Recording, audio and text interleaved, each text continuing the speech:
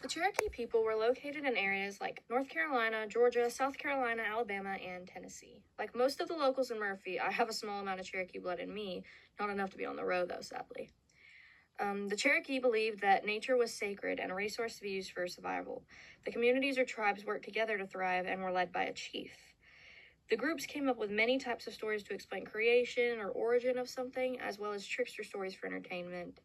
They had a story that most of us in Murphy know of the Moonite people. They were very small, pale-eyed, and pale-skinned people. According to the Cherokee, these people only came out at night due to their sensitive eyes. And as many of us already know, there's a Moonite people statue in the Murphy Museum. It was found by Felix Ashley or Axley. Different stories and different accounts have different names for him. In the 1840s, where he kept it in his home for many years before it was taken to the museum. This is the only piece of physical evidence connecting the oral Cherokee Moonite people story to real life. Not long before Felix found the statue, the Cherokee people were walked out of the area. They were forced onto the Trail of Tears, which is part of the Murphy River Walk. Murphy River Walk has pieces of land where the Trail of Tears occurred on it.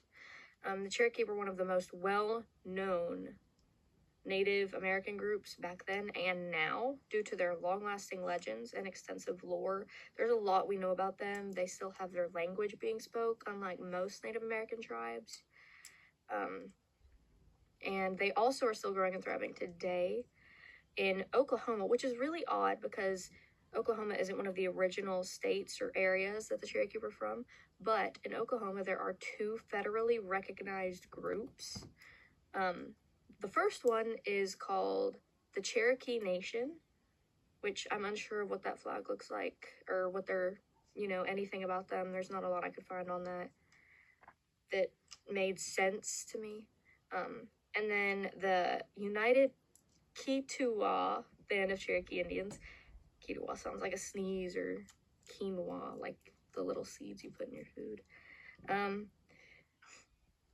The one in North Carolina, most of us know. We either know somebody who's part of it, we are part of it, we've seen the tag, the logo or symbol on the tag, you've seen the flags, different things, is the Eastern Band of Cherokee Indian. It's the yellow flag with the circle and the details.